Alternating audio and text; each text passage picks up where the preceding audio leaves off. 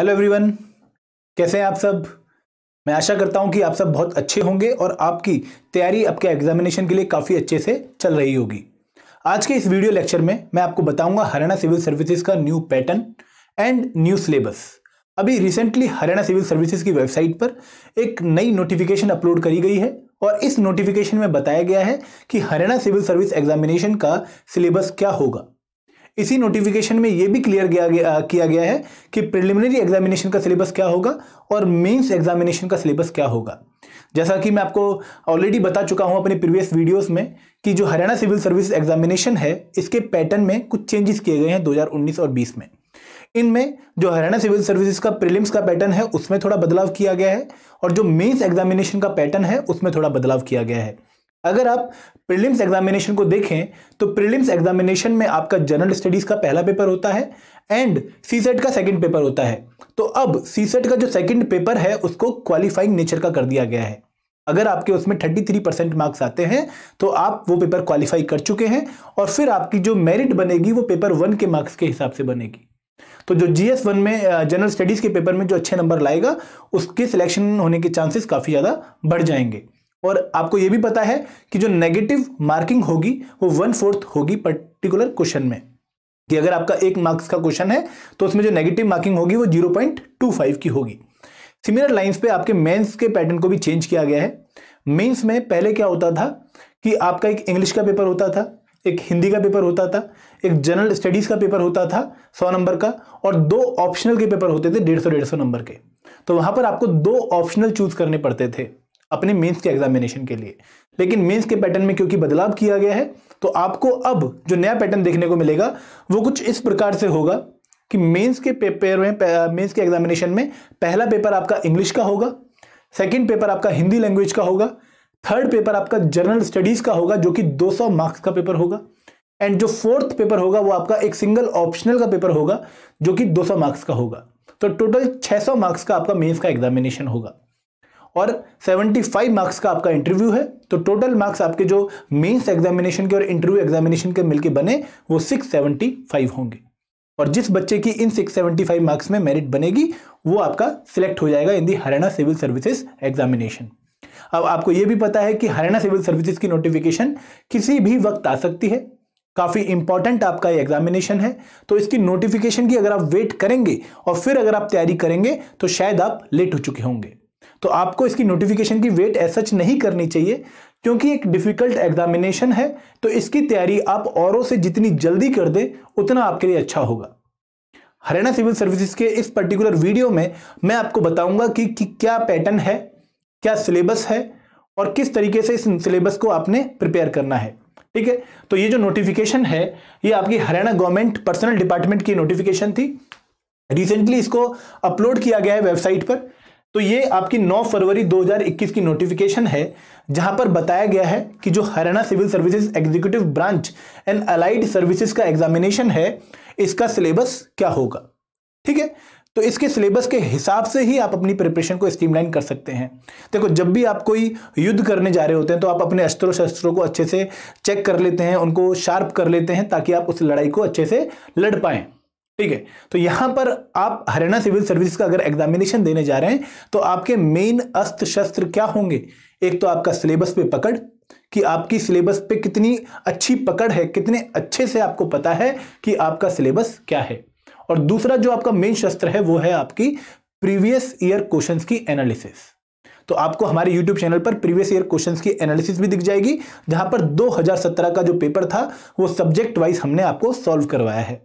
ठीक है, तो इस पर्टिकुलर नोटिफिकेशन में जब हम वापस आते हैं तो सबसे पहले आपको syllabus for the preliminary examination बताया गया है।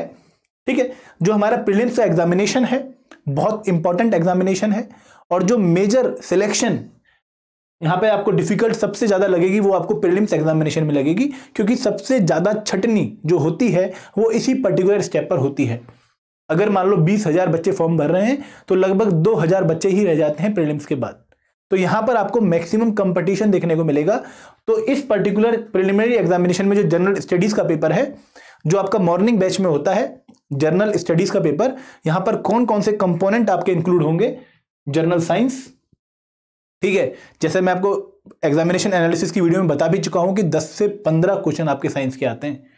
तो अगर आपकी साइंस पे पकड़ मजबूत है ना, तो आपके हरियाणा सिविल सर्विसेज के पेपर में, प्रीलिम्स के पेपर में काफी अच्छी परफॉर्मेंस होने के आसार हैं। सेकंड पेपर की अगर बात करें तो current events of national and international importance. तो सिर्फ नेशनल इंपॉर्टेंस वाले करंट इवेंट्स पे ध्यान नहीं देना है, आपको इंटरनेशनल इवेंट्स पर भी ध्यान रखना है। तो इसके लिए आपकी जो न्यूज़पेपर है वो एक बहुत मेजर कड़ी होने वाली है। अगर आप डेली अच्छे से न्यूज़पेपर पढ़ते हो तो आपका जो ये सेकंड वाला सेक्शन है ये अच्छे से प्रिपेयर हो जाएगा। फिर अगर बात करें history of India and Indian national movement, तो जो मॉडर्न इंडिया है उसके साथ साथ हिस्ट्री ऑफ इंडिया की भी बात करी गई है। हिस्ट्री से भी आपके हर बार लगभग 15 से 20 क्वेश्चन पूछे जाते हैं, और जिस बच्चे की हिस्ट्री पर काफी अच्छी पकड़ है उसके काफी अच्छी आपको रिजल्ट देखने को मिलेगा। फिर इंडिया एंड वर्ल्ड ज्योग्राफी, दोनों ही कंपोनेंट्स को आपको अच्छे से प्रिपेयर करना है, इंडियन ज्योग्राफी को भी एंड वर्ल्ड ज्योग्राफी को भी। फिर अगर बात करें Indian culture, Indian polity and Indian economy, एक सिंगल लाइन में आपके 3 सब्जेक्ट की बात करी गई है, और लगभग ज्यादा नहीं तो 30 से 40 क्वेश्चन इस पर्टिकुलर लाइन वाले सब्जेक्ट से आने वाले हैं। इंडियन कल्चर धीरे धीरे इंपॉर्टेंस में बढ़ता जा रहा है। पहले के अगर आप पेपर देखेंगे तो हार्डली आपको 4 से 5 क्वेश्चन देखने को मिलेंगे, लेकिन अगर आप रीसेंट पेपर्स देखेंगे तो आपको इनमें कई बार 8 क्वेश्चन भी देखने को मिलेंगे। इंडियन पॉलिटी हमेशा से ही एक बहुत इंपॉर्टेंट सब्जेक्ट रहा है आपका, जब भी हम किसी पर्टिकुलर सिविल सर्विसेज एग्जामिनेशन की बात करते हैं। उसके बाद इंडियन इकोनॉमी, 6 से 8 क्वेश्चन हर बार अच्छे लेवल के पूछे जाते हैं, जिनकी ऊपर अगर आपकी पकड़ अच्छी है तो काफी अच्छी परफॉर्मेंस होगी। अगेन जनरल मेंटल एबिलिटी, ये एक आपको एक डिफरेंट सब्जेक्ट देखने को मिलेगा आपका जनरल स्टडीज वाले कंपोनेंट में। And finally Haryana economy and people, social economic and cultural institution and language of Haryana. Haryana GK काफी इंपॉर्टेंट है। 10 से 12 क्वेश्चन सिंपल, लेकिन आपको डिफरेंशिएट कर देंगे बाकी बच्चों से। जो आपके बच्चे हैं जो हरियाणा जीके को काफी इजीली लेते हैं, जिनको लगता है कि यार हरियाणा के हम हैं, काफी अच्छी इसमें परफॉर्मेंस दे देंगे, वो वहां पे आके अटक जाते हैं। तो आपको अगर अच्छे से आपने प्रैक्टिस कर रखी है हरियाणा जीके की, तो आपको ये वाला कंपोनेंट काफी अच्छा लगेगा और आपके नंबर काफी ज्यादा बढ़ने के भी चांसेस हैं। तो यहां पर हमने कौन कौन से सब्जेक्ट देखे प्रिलिमिनरी एग्जामिनेशन में? General science, current event of national and international importance, history of India and Indian national movement, Indian and world geography, Indian culture, Indian polity, Indian economy, journal mental ability and Haryana economy and people, social economic cultural institutions and language of Haryana. इस particular syllabus को थोड़ा सा यहाँ पर explain भी किया गया है, जहां पर बताया गया है कि जो जनरल साइंस के क्वेश्चन है वहां पर आपको एक 30 मार्क का होने की जरूरत नहीं है। एक नॉर्मल एजुकेटेड पर्सन को जितनी नॉलेज साइंस की होनी चाहिए उसी के हिसाब से क्वेश्चन पूछे जाएंगे। ठीक है, जैसे अगर आप एक लाइन पढ़ें कि it will cover journal appreciation and understanding of science including matters of everyday observation. जो आपकी एवरीडे ऑब्जर्वेशन है, जो आपकी डे टू डे लाइफ चल रही है, इसमें साइंस जहां जहां आपको एनकाउंटर होती है उसके रिगार्डिंग क्वेश्चंस फ्रेम होने के चांसेस काफी ज्यादा हैं। जैसे एक एग्जांपल दें कि कोई पर्टिकुलर मिशन अगर लॉन्च हुआ है, ठीक है, पीएसएलवी था या जीएसएलवी था, उसके रिगार्डिंग क्वेश्चन पूछे जा सकते हैं। या फिर कोई पर्टिकुलर केमिकल, जैसे विशाखापट्टनम में अभी 2020 में स्टायरिन गैस का लीकेज हुआ था, तो स्टायरिन गैस के बारे में क्वेश्चन पूछ लेंगे आपसे। तो इस तरीके का जो एवरीडे साइंस आपको देखने को मिलेगा उससे क्वेश्चन बनने के चांसेस काफी ज्यादा हैं। फिर अगर हम बात करें करंट इवेंट्स की, तो knowledge of significant national and important international event will be tested. History में बोला गया है कि emphasis will be on broad general understanding of the subject in its social, economic and political aspect. Question on the Indian national movement will relate to nature and character of the 19th century resurgence, growth of nationalism and attainment of independence. तो 19th century में आप India में एक नया बदलाव देखते हैं। अब बहुत सारे रिफॉर्म्स ऑर्गेनाइजेशन देखते हैं, जिसमें राजा राम मोहन राय से शुरुआत होती है, ज्योतिबा फुले, दयानंद सरस्वती, स्वामी विवेकानंद, ऐसे बहुत सारे आप नाम सुनते हैं, बहुत इंपॉर्टेंट पर्सनैलिटीज हैं। तो उसके रिगार्डिंग क्वेश्चन पूछे जा सकते हैं। फिर जो इंडियन नेशनल फ्रीडम मूवमेंट थी, जो 1885 के बाद काफी वाइब्रेंट हो जाती है, जब आपकी इंडियन नेशनल कांग्रेस की स्थापना होती है, तो उसके रिगार्डिंग क्वेश्चन पूछे जा सकते हैं। फिर इंडिपेंडेंस के टाइम पर जो आपके इंपॉर्टेंट इवेंट थे, जो गांधी जी के बाद काफी ज्यादा नंबर बढ़ जाता है, सिविल डिसओबीडियंस मूवमेंट या नॉन कोऑपरेशन मूवमेंट या क्विट इंडिया मूवमेंट, उसके बाद डिफरेंट मिशंस हैं, क्रिप्स मिशन, वेवल प्लान वगैरह, तो इनके रिगार्डिंग आपसे क्वेश्चन पूछे जा सकते हैं। उसके बाद जो आपसे बात करी गई ज्योग्राफी की, तो ज्योग्राफी में बोला गया है it will relate to physical, social and economic geography of the country. तो जो आपकी हम बेसिक क्लासिफिकेशन करते हैं ज्योग्राफी की, in physical and human geography दोनों ही एस्पेक्ट को कवर किया गया है आपके प्रीलिम्स के एग्जामिनेशन में। ठीक है, उसके बाद बोला गया है कि Indian economy and polity will test knowledge on the country's political system and constitution of India. देखो सिंगल लाइन है, लेकिन कॉन्स्टिट्यूशन ऑफ इंडिया में आपको बहुत सारी चीजें देखने को मिलती हैं। जैसे अगर हम बात करें तो हिस्टोरिकल अंडरपिनिंग्स, उसके बाद हम बात करेंगे making of the constitution, important feature of Indian constitution, उसके बाद किस तरीके से एवोल्यूशन हो रही है इंडियन कॉन्स्टिट्यूशन की, उसके बाद इंपॉर्टेंट प्रोविजंस, इंपॉर्टेंट अमेंडमेंट्स, तो मल्टीपल चीजें इसमें आपकी इंक्लूड होती हैं। फिर जो आपका जनरल मेंटल एबिलिटी है, यहां पर बोला गया है the candidate will be tested on reasoning and analytical ability. तो इसके लिए भी आपको प्रिपेयर रहना है। आप अगर पेपर में जनरल मेंटल एबिलिटी के क्वेश्चन देखते हैं तो आपको वहां पर ऐसा नहीं लगना चाहिए कि ये अनप्रिडिक्टेबल पेपर पूछा गया है, क्योंकि सिलेबस में मेंशन्ड है कि जनरल मेंटल एबिलिटी के क्वेश्चन आपसे पूछे जा सकते हैं। ठीक है, अगर अब आगे बढ़े, नोटिफिकेशन का अगला पार्ट देखें। ठीक है, तो नोटिफिकेशन के अगले पार्ट में आपसे सीसेट का सिलेबस डिस्कस किया गया है। तो सीसेट के सिलेबस में अगर आप देखें तो civil services aptitude test CSAT का एग्जामिनेशन है, 100 क्वेश्चन पूछे जाएंगे। क्वालिफाइंग नेचर का है, 33% जो आपका पेपर है वो आपका क्वालिफाइंग आपका है। और इस पेपर में भी आपको मैं बता दूं कि आपको अच्छी परफॉर्मेंस देनी है।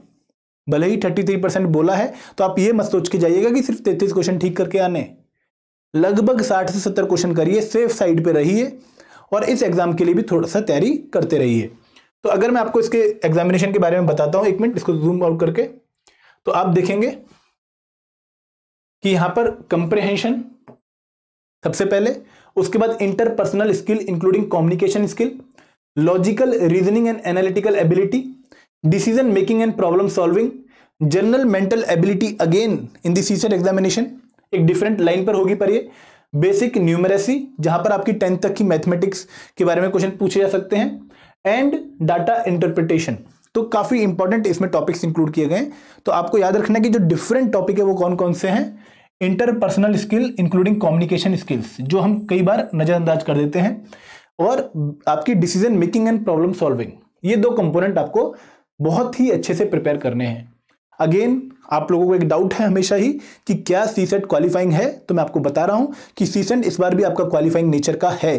अनलाइक द प्रीवियस एग्जामिनेशन, जैसे 2017 वाला पेपर जो 2019 मार्च में हुआ था, उसमें सीसेट आपका क्वालिफाइंग नहीं था, लेकिन क्योंकि अब अमेंडमेंट के थ्रू एक बदलाव किया गया है रूल्स में, हरियाणा सिविल सर्विसेज रूल्स में, तो यहां पर अब सीसेट को क्वालिफाइंग नेचर का कर दिया गया है। तो आपको सीसेट में 33% मार्क्स लेने हैं, नेगेटिव मार्किंग 0.25 है। अब आते हैं मेंस एग्जामिनेशन की तरफ। जैसा कि मैंने आपको बताया था कि जो मेंस एग्जामिनेशन है उसका पैटर्न चेंज हुआ है। मेंस एग्जामिनेशन में जो पहला पेपर होगा वो आपका इंग्लिश का होगा और इसमें 100 मार्क्स का पेपर पूछा जाएगा। जो सेकंड पेपर होगा वो आपका हिंदी लैंग्वेज का होगा और ये पेपर भी आपका 100 मार्क्स का होगा। जो थर्ड पेपर होगा, जो डिफरेंस मेन अब आपको देखने को मिलेगा प्रीवियस एग्जामिनेशन से, वो ये देखने को मिलेगा कि अब जो जनरल स्टडीज का पेपर है वो आपका 200 मार्क्स का होगा। पहले पेपर आपका 100 मार्क्स का होता था 2019 में जब मैंने इसका मेंस लिखा था। और अगर बात करें चौथे पेपर की, तो चौथा पेपर है आपका एक ऑप्शनल। ठीक है, ऑप्शनल एग्जामिनेशन में आपको क्या होता है कि आपको एक सब्जेक्ट चूज करना होता है और उस सब्जेक्ट में आपको काफी अच्छी मेहनत करनी होती है, काफी अच्छी नॉलेज आपके पास उस पर्टिकुलर सब्जेक्ट के रिगार्डिंग होनी चाहिए। तो अभी तक क्या था कि हरियाणा सिविल सर्विसेज में आपको 2 ऑप्शनल चूज करने पड़ते थे और वो आप 23 टोटल सब्जेक्ट्स ऐसे थे जिनकी लिस्ट दे रखी थी, उनमें से आपको कोई 2 सब्जेक्ट चूज करने पड़ते थे। ठीक है, जैसे आप ज्योग्राफी सोशियोलॉजी कर लो या ज्योग्राफी लॉ कर लो, है ना, या फिर आप PSIR या कोई और सब्जेक्ट कर लो, तो एक लिस्ट दे रखी थी 23 सब्जेक्ट की, जिनमें से आपको कोई भी 2 सब्जेक्ट चूज करने थे। अब क्या हुआ है कि एक तो इन 23 को करके 29 कर दिया गया है कि अब आप 29 सब्जेक्ट में से सब्जेक्ट चूज कर सकते हो और इस बार आपको सिर्फ एक सब्जेक्ट चूज करना है अपना ऑप्शनल। तो आपका जो ऑप्शनल पेपर होगा, जो पहले 2 होते थे 150 मार्क्स के, वो इस बार अब सिर्फ एक ऑप्शनल होगा और वो ऑप्शनल आपका 200 मार्क्स का पूछा जाएगा। तो टोटल एग्जामिनेशन जो आपका मेंस का होगा वो 600 मार्क्स का होगा और इन 600 मार्क्स के एग्जामिनेशन के बाद जिस बच्चे की मेरिट अच्छी बनेगी उसको इंटरव्यू के लिए बुलाया जाएगा और इंटरव्यू आपका 75 मार्क्स का होगा। तो उसके बाद आपकी ओवरऑल मेरिट बनेगी। तो आपको सबसे पहले प्रीलिम्स एग्जामिनेशन अच्छे से पढ़ना है, उसको क्लियर करना है। उसके बाद आपको मेंस की तैयारी काफ़ी दबा के करनी है, अच्छे से करनी है, क्योंकि मेंस में सिलेक्शन होने के चांसेस काफ़ी ज़्यादा हैं अगर आपने टाइम से अच्छी प्रिपरेशन शुरू कर दी है। और मेंस में सिलेक्ट होते ही फिर आपका इंटरव्यू हो जाता है। इंटरव्यू में आपसे काफ़ी अच्छे क्वेश्चन पूछे जाते हैं। जैसे लास्ट टाइम मैंने जब इंटरव्यू दिया था तो काफ़ी अच्छे पैनल के द्वारा मेरा इंटरव्यू लिया गया और अच्छे लेवल के क्वेश्चन पूछे गए। और अगर आपने ये तैयारी काफ़ी अच्छे से कर रखी है तो इंटरव्यू में आपको काफ़ी आसानी पहुंचने वाली है। जैसे अगर आपसे पूछ लें कि बताओ कि रशिया और यूक्रेन को कौन सी स्टेट जोड़ती है, तो अगर आपने वर्ल्ड ज्योग्राफी पढ़ी हुई है तो आपके लिए क्वेश्चन आंसर करना काफ़ी ज़्यादा आसान हो जाएगा। ठीक है, तो अब मेंस के सिलेबस की तरफ आते हैं। तो मेंस में आपके कुछ कंपलसरी सब्जेक्ट हैं, जैसे इंग्लिश एंड इंग्लिश ऐसे। यहाँ पर इंग्लिश की नॉलेज के साथ साथ इंग्लिश ऐसे भी आपको एक लिखना होता है। ठीक है, लगभग 300 शब्दों का ऐसे था पिछली बार, इस बार देखते हैं कितने का होगा। और बहुत अच्छे टॉपिक्स थे, जैसे वुमेन एम्पावरमेंट है या क्लाइमेट चेंज है, तो इनके रिगार्डिंग आपको ऐसे लिखना है। अच्छी खासी नॉलेज होनी चाहिए और प्रैक्टिस आपको करनी पड़ेगी ऐसे की। ठीक है, तो यहाँ पर आपका जो पैटर्न होगा उसमें कौन कौन सी चीजें, कौन कौन से टॉपिक्स आपसे पूछे जा सकते हैं इंग्लिश के पेपर की अगर हम बात करें तो यहाँ पे precis writing, comprehension of given passages, ऐसे, usage and vocabulary and general grammar composition. तो डिफिकल्ट एग्जामिनेशन नहीं होता इंग्लिश का। जैसे अगर मैं बात करूं तो आप इसमें अगर 50 से ऊपर नंबर लेते हैं तो अच्छे माने जाते हैं, 60 से ऊपर तो वेल डन है। ठीक है, तो यहां पर आपको कंप्रेहेंशन काफी इजी पड़ सकती है। ऐसे में आप अपनी जो एनालिटिकल एबिलिटी है या जो आपने जनरल स्टडीज के लिए तैयारी करी है उसको यूटिलाइज कर सकते हैं। हल्का सा जो आपको ध्यान देना है, एक बार आपको प्रेसी राइटिंग की प्रैक्टिस होनी चाहिए थोड़ी बहुत, और उसके साथ साथ इस पर्टिकुलर सेक्शन पे आप औरों से अच्छा स्कोर कर सकते हैं। देखो, एक तो होता है कि मैं बेस्ट दूं और एक होता है कि मैं दूसरों से थोड़ा अच्छा दूं। तो यहां पर आपको अगर दूसरों से थोड़ी सी एडवांटेज लेनी है तो आपको vocabulary, usage and general grammar composition पे ध्यान देना है। ऐसे के बारे में लिखा हुआ है कि आपको स्पेसिफिक टॉपिक पे ऐसे लिखना है। चॉइस मिलेगी आपको ऐसे के टॉपिक्स की, लेकिन आपको जो ऐसे लिखना है वो ऐसा लिखना है कि आप जो टॉपिक जिसके ऊपर आप ऐसे लिख रहे हैं उसके आसपास ही लिखें, उसके स्पेसिफिक मैटर पे ही लिखें। ऐसा नहीं कि आपको टॉपिक दिया है क्लाइमेट के बारे में और आप किसी पर्टिकुलर मुद्दे पे हटके किसी और मुद्दे पर पहुंच गए जो ऐसे से रिलेट ही नहीं करता था। तो जब भी आप ऐसे लिख रहे होंगे तो आपको उस मुद्दे पर ही बने रहना है, उस पर्टिकुलर टॉपिक से ही रिलेटेड आपको चीजें लिखनी है। ऐसे में आप अपनी एक एबिलिटी को शो कर सकते हैं कि आप कितना अच्छा व्यू रखते हैं। जितने मल्टीपल व्यूज आप ऐसे पे दे सकते हैं उतनी अच्छी एडवांटेज है आपको। तो अच्छे से प्रैक्टिस ऐसे में अच्छे नंबर लेने का एक बहुत मूल मंत्र है। ठीक है, अब अगर आगे बढ़ते हैं, अब बात करते हैं हिंदी की। हिंदी एंड हिंदी ऐसे एंड जनरल स्टडीज। ठीक है, तो जब हम हिंदी एंड हिंदी की बात करते हैं तो यहां पर सबसे पहले translation of and English passage into Hindi, कि आपको या तो एक हिंदी पैसेज दिया होगा वो आपको इंग्लिश में ट्रांसलेट करना होगा, कम पूछा जाता है, बट इंग्लिश पैसेज को हिंदी में ट्रांसलेट करना ये एक प्रैक्टिस क्वेश्चन आपसे पूछा जा सकता है। उसके बाद यहां पर भी लेटर राइटिंग या प्रेसी राइटिंग दोनों में से एक पूछा जाता है। जैसे लास्ट टाइम 2019 में प्रेसी राइटिंग पूछी गई थी। एक्सप्लेनेशन ऑफ हिंदी पैसेज, यहां पर आपसे एक पोइट्री, बहुत अच्छे कवियों की जो रचनाएं होती हैं उनके रिगार्डिंग आपसे 3-4 लाइनें दी जाएंगी और आपको उनको थोड़ा सा एक्सप्लेन करना होगा। ठीक है, कंपोजिशन, इडियम्स, करेक्शन, है ना, जैसे मुहावरे पूछे जाते हैं या कुछ करेक्शंस की, बताओ ये सेंटेंस सही लिखा हुआ था या नहीं लिखा हुआ था। कई बार पर्यायवाची पूछे जाते हैं। एंड ऐसे ऑन अ स्पेसिफिक टॉपिक, और यहां पर आपको चॉइस मिलेगी। तो हिंदी में भी आपको ऐसे लिखना है, लगभग 30 मार्क्स के आसपास का ऐसे होता है और यहां पर भी आप काफी अच्छा लिख सकते हैं। देखो, हिंदी में क्या होता है ना कि हम जैसे हरियाणा में हम हिंदी से काफी क्लोज हैं, टच में हैं, तो हम इसमें हिंदी लिखने में कंफर्टेबल फील होते हैं। बट फिर भी मैं आपको एक सलाह दूंगा कि जितनी मर्जी आपको लगे कि आप हिंदी अच्छा लिख सकते हैं, प्रैक्टिस करके ही जाइए। आपके हाथ हिंदी में चले होने चाहिए। आपने लगभग ज़्यादा नहीं तो 10 से 15 बार प्रेसी राइटिंग की प्रैक्टिस कर रखी हो, 5-6 ऐसे लिख रखे हो, 2-3 लेटर की प्रैक्टिस कर रखी हो, तभी ही आप पेपर में कंफर्टेबल फील करेंगे। ऐसे मैं थोड़ी बहुत तैयारी करके गया था, लेकिन मुझे थोड़ा अजीब लग रहा था लिखना हिंदी वहाँ पर, तो इसलिए मुझे वहाँ पर दिक्कत भी हुई। तो अगर मैं पहले से काफ़ी अच्छी प्रैक्टिस करके जाता तो मुझे इतनी दिक्कत ना होती। ठीक है, अब बात है जनरल स्टडीज के पेपर पे। इस बार इस पेपर की इंपॉर्टेंस काफ़ी ज़्यादा बढ़ चुकी है। पहले जनरल स्टडीज का पेपर काफ़ी बड़ा स्कोप कवर करता था, काफ़ी बड़ा दायरा था जनरल स्टडीज के पेपर का, लेकिन सिर्फ 100 मार्क्स का पेपर आता था। तो बच्चे को लगता था कि यार मैं काफ़ी ज़्यादा इन्वेस्टमेंट कर रहा हूँ, टाइम की मेहनत काफ़ी ज़्यादा इसमें कर रहा हूँ, लेकिन जो नंबर है 600 में से वो सिर्फ 100 मार्क्स का पूछा जा रहा है। लेकिन इस बार आपको मैं बता दूं कि 200 मार्क्स का पेपर पूछा जाएगा, तो आपके लिए ये पर्टिकुलर जनरल स्टडीज वाला पार्ट काफ़ी ज़्यादा इंपॉर्टेंट हो चुका है। मिस नहीं करना है, जो आप तैयारी कर रहे हैं उसको थोड़े अच्छे स्केल पे करिए, ठीक है। तो जनरल स्टडीज में आपका पार्ट 1 है, पार्ट 2 है। पार्ट 1 में history of modern India and Indian culture. तो यहां पर अगेन जो मॉडर्न इंडिया है, जो कि जनरली हम काउंट करते हैं 16th सेंचुरी ऑनवर्ड जब ब्रिटिश की एंट्री होती है, बट जो पेपर में आपका जो मेजर पोर्शन कवर होता है वो 18th सेंचुरी ऑनवर्ड कवर होता है। तो यहां पर बोला भी गया है the history of modern India will cover country from about the middle of 19th century and would also include question on important personalities who shaped the freedom movement and social reforms, जैसे महात्मा गांधी, जवाहरलाल नेहरू, गोपाल कृष्ण गोखले, बाल गंगाधर तिलक। तो जो important personalities हैं जिन्होंने जो हमारी आज़ादी की लड़ाई थी उसका मुख एक पर्टिकुलर डायरेक्शन में मोड़ा, उनके रिगार्डिंग आपसे क्वेश्चन पूछा जा सकता है। फिर ज्योग्राफी ऑफ इंडिया भी आपका पार्ट 1 में आएगा। यहां पर आपसे physical, economic and social geography के रिगार्डिंग क्वेश्चन पूछे जाएंगे। And this part will also contain Indian polity. Indian polity में constitution of India, political system and related matters. तो जैसे अगर आप 2019 का पेपर देखें तो जो एक्ट उस पर्टिकुलर एग्जामिनेशन से पहले पास हुए थे, जैसे ट्रिपल तलाक बिल या Jammu and Kashmir reorganisation bill, उनके रिगार्डिंग क्वेश्चन पूछे गए थे। तो जो पॉलिटिक के क्वेश्चन है उनको आप प्रिडिक्ट कर सकते हैं। जो चीज़ आपकी न्यूज़ में चल रही है एग्जामिनेशन के जस्ट आसपास, उन टॉपिक्स को आपको अच्छे से प्रिपेयर करना है। जैसे अगर हम बात करें 2021 के, अगर मान लो अभी प्रीलिम्स होता है ना आपका मई जून में, तो अगर अक्टूबर के आसपास आपका मेंस होता है, तो उस टाइम पर जो टॉपिक आपके न्यूज़ में होंगे उनको आपको अच्छे से आंसर राइटिंग प्रैक्टिस फॉर्म में लेकर जाना है, करके जाना है, ठीक है। इसका जो सेकंड पार्ट है आपका पेपर पार्ट जनरल स्टडीज के पेपर का जो सेकंड पार्ट है, अगेन पहले पार्ट 1 का ही सिलेबस कवर करते हैं। इसमें current national issues and topics of social relevance.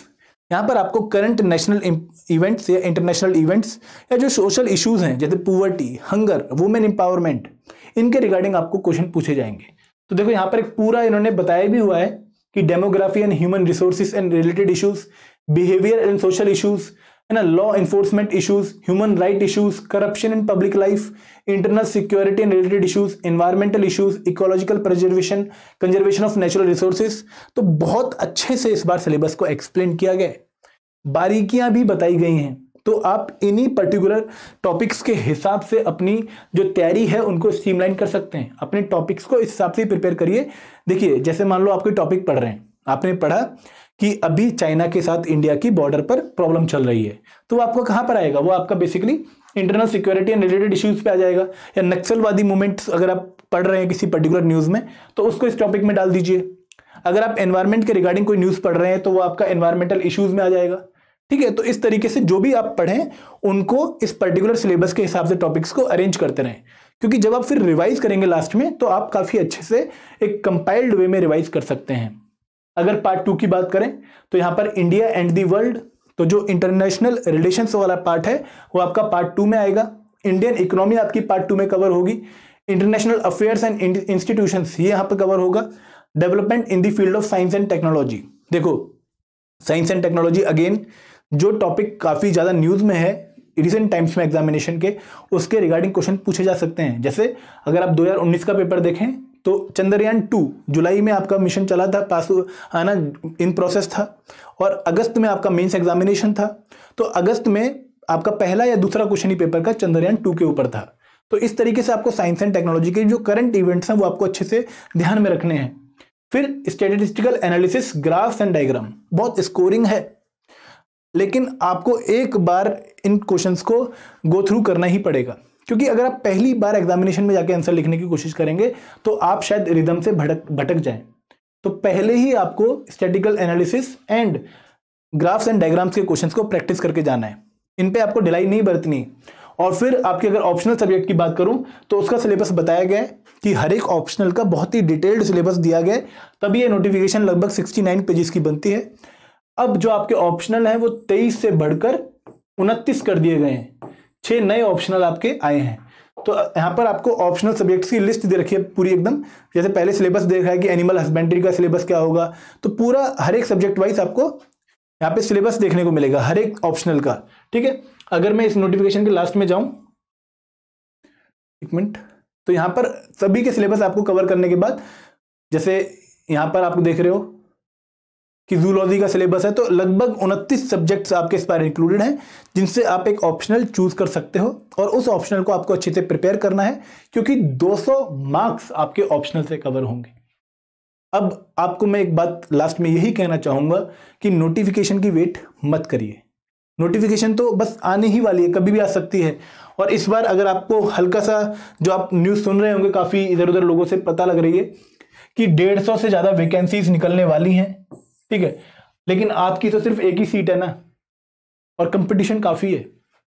जैसे लास्ट टाइम मैंने देखा कि काफ़ी अच्छे बच्चे आते हैं इंटरव्यू देने, और आपका कंपटीशन बहुत अच्छे बच्चों से होता है, और उन बच्चों से अगर आपने जो रह गए उनसे दोबारा कंपीट करना है तो आपको काफ़ी अच्छी तैयारी करनी पड़ेगी। और इस तैयारी के लिए अगर आपको सिलेबस पता लग चुका है तो फिर किस बात की देरी। आपके पास प्रीवियस ईयर क्वेश्चंस हैं, 2017 के, 2014 के, 2011 के, आपके पास सिलेबस है, आपके पास बुक्स हैं, सोर्सेज हैं, तो आप किस चीज़ की वेट कर रहे हैं। साइंस है, साइंस की एनसीईआरटी पढ़ दीजिए 6 से 10वीं की। पॉलिटी है, पॉलिटी की लक्ष्मीकांत पढ़नी शुरू कर दीजिए। ज्योग्राफी है, उसमें 11th एंड 12th क्लास की एनसीईआरटी पढ़नी शुरू कर दीजिए। इकोनॉमी में मैक्रो इकोनॉमिक्स जो 12th क्लास की बुक है उसको पढ़नी शुरू कर दीजिए। तो आपके पास ऑलरेडी पूरी चीजें हैं। तो नोटिफिकेशन आके आपका गृह प्रवेश या आपकी गणेश पूजा नहीं बनने वाली। आपको गणेश पूजा अभी कर देनी है और अभी से ही फिर पढ़ना शुरू कर देना है। आप नोटिफिकेशन की अगर वेट करेंगे तो आप लेट हो जाएंगे। तो आपको अब सिलेबस पता है, हरियाणा सिविल सर्विसेज का सिलेबस नोटिफिकेशन अगर अपलोड किया गया है वेबसाइट पे तो इसीलिए किया गया है कि बच्चे जो सीरियस हैं वो ऑलरेडी लग जाएं। ठीक है, तो आपको जो डिफरेंशिएट करेगा नॉन सीरियस कैंडिडेट से, वो आपकी अभी से स्टार्ट की हुई प्रिपरेशन करेगी। पेपर अच्छा होने वाला है, नो डाउट पेपर अच्छा होता है। ठीक है, 100 क्वेश्चन जो हम करते हैं हरियाणा सिविल सर्विसेज के प्रीलिम्स एग्जामिनेशन में तो काफी अच्छे होते हैं, हवा निकल जाती है। तो इसलिए आपको बहुत मेहनत करनी है, काफी सीरियस रहना है और अपने आप को डाइवर्ट नहीं करना है। नोटिफिकेशन जस्ट एक फॉर्म फिलिंग की एक पूरी प्रक्रिया है जो कभी भी आएगी, आप उसके लिए तैयार हो, वो तो आपका एक स्टेप है बस केवल। लेकिन मेन जो सिलेक्शन में आपका स्टेप है वो आपका प्रीलिम्स एग्जामिनेशन है। अगर आपको 2 महीने का टाइम मिलेगा तो ये जो एडिशनल डेज हैं ये आपको एक बेनिफिट दे रहे हैं जो आपको लेना ही लेना है। तो सीरियस हो जाइए, लगे रहिए, और अगर कोई भी डाउट है तो आप हमारे सिविल स्टेप के नंबर पर कॉल कर सकते हैं जो कि आपको डिस्क्रिप्शन बॉक्स में देखने को मिल जाएगा। और अगर आपको अपनी तैयारी को और अच्छा स्ट्रीमलाइन करना है तो आपको हमारे कोर्सेज के रिगार्डिंग इन्फॉर्मेशन भी नीचे दिए गए डिस्क्रिप्शन बॉक्स में लिंक्स के थ्रू मिल जाएगी। तो कोई भी डाउट है, कोई भी क्वेरी है, आपको कोई भी चिंता फील होती है कि यार मैं तैयारी कैसे करूं, मुझे कैसे चलना है, आप हमारे दिए गए डिस्क्रिप्शन बॉक्स में जो नंबर है उस पर कॉल कर सकते हैं या हमें एक मेल ड्रॉप कर सकते हैं hello@civilstep.com पर। और ये हमारा वादा है कि हम आपसे तुरंत जल्दी कांटेक्ट करेंगे और आपकी उस परेशानी को दूर करने की कोशिश करेंगे। तो थैंक यू वेरी मच। जय हिंद, जय भारत।